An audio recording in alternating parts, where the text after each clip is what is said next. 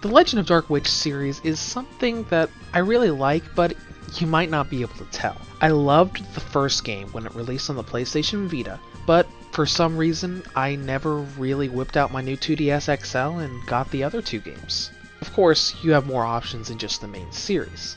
Dark Witch also has two spin-off games, both of which released on the Nintendo Switch. You've got a rhythm game and an RPG game. Between the two genres, the game that I decided to play is no surprise. I got the RPG. So, let's dive into it. Here is my review of Brave Dungeon plus Dark Witch's Story Combat for the Nintendo Switch. The story of Brave Dungeon is set in a world not unlike that of the Dark Witch main series.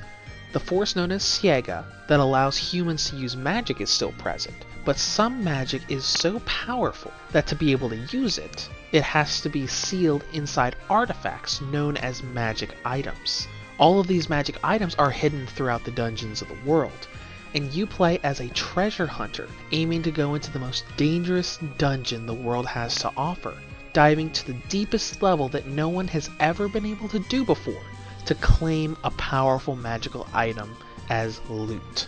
Now the story of this game has a lot of potential because all of the party members that your character recruits are previous bosses from The Legend of Dark Witch 1, 2, and 3. However, I am pretty disappointed in the story for two reasons. One, it is very, very light on story. You get a cutscene at the beginning of the game, you get a couple cutscenes at the very end of the game, and that's pretty much it. The second thing I don't like about the story is that you never flesh out the party members that you can recruit. You've got a brand new main character, but all of the party members are previously known characters that have their own lore in the other games. This game could have expanded on so much of these characters' backstories and lore, but it didn't. If you haven't played the series before, they just look like generic class-based party members, and you would never know that they were actually a big part of the series. By gameplay, Brave Dungeon is a turn-based RPG with a dungeon crawling mechanic that feels very similar to roguelike RPGs, like Sorcery Saga on the PlayStation Vita, but with a more standardized turn-based combat system that's similar to Final Fantasy. Now the first thing we need to talk about is the version difference. Brave Dungeon originally released on the 3DS, so what's different on the Nintendo Switch? First of all, Brave Dungeon has two new playable characters for you to recruit to your party, both of which are from The Legend of Dark Witch 3, and you've got the new game mode which is called Dark Witch's Story Combat, a card-based game that is a spin-off from Brave Dungeon. The way progress works in Brave Dungeon is that you're constantly going back and forth between your base of operations, the town, and the dungeons of the game. Your main goal is to go through the God's Hill dungeon, which is the most difficult with the strongest enemies. To be able to go through this dungeon, you need to go through the town, recruit party members, and take them through the other dungeons to be able to level up and get stronger. Now actually exploring these dungeons feels kind of like a roguelike game to me, like Touhou Genso Wanderer or Sorcery Saga on the PlayStation Vita. No, you don't have resetting levels, but the way you explore and pick up items just has that roguelike feel to me. Of course, the roguelike feel goes right out the window as soon as you initiate combat.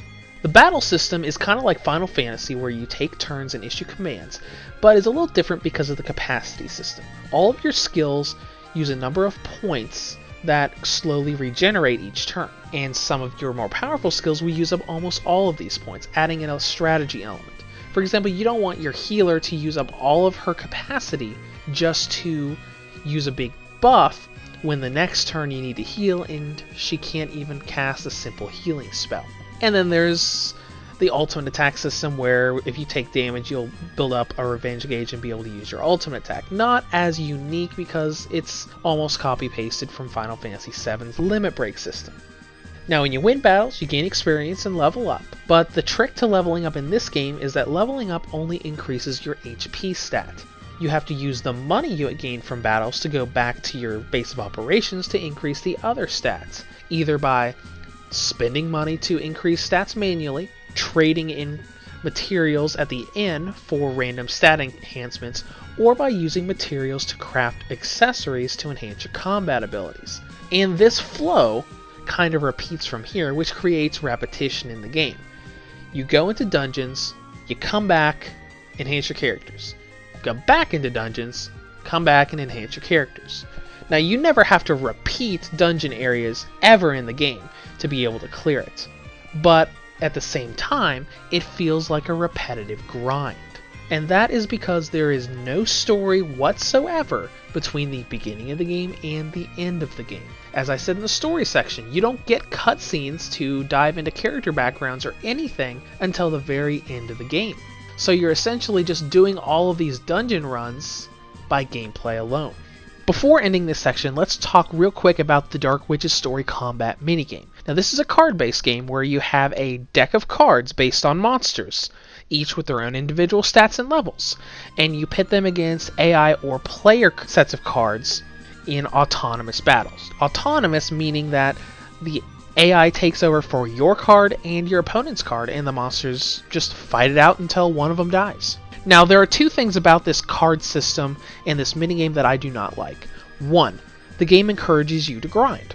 When you first go through the tutorial tells you to grind the first stage over and over and over and over and over again before tackling the second stage, meaning that you're going to be grinding a lot. And the second thing is that the grinding doesn't even matter at some points. Each card has their own level and stats, but they also have a rock, paper, scissors emblem on them. When your card fights another card, you do a rock, paper, scissors battle to determine an advantage in the battle. What this means is that if you go in fighting a level 2 card with a level 10 card, and you choose paper and they choose scissors, they have an advantage, and they can very well take out your level 10 card with ease because they have that advantage, meaning that you do all of this grinding, and unless you get this random rock, paper, scissors correct as well, it might not even matter. But let's get back to Brave Dungeon. As far as playtime is concerned, this is a $9 game, so you're thinking, how long is this going to last me? Is this going to be one of those 2-hour experiences? And that answer is no.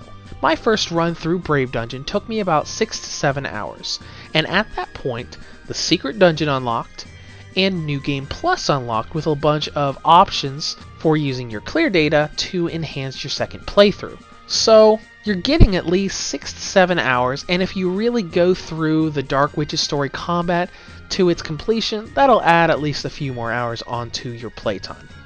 Now let's talk about battery life. This is an older styled 2D game, so you can expect a lot of battery life. Here are my times from 100% to 0%. With maximum brightness and the Wi-Fi on, 4 hours and 16 minutes. With maximum brightness and the Wi-Fi off, 4 hours and 31 minutes. Low brightness of the Wi-Fi on, 5 hours and 43 minutes.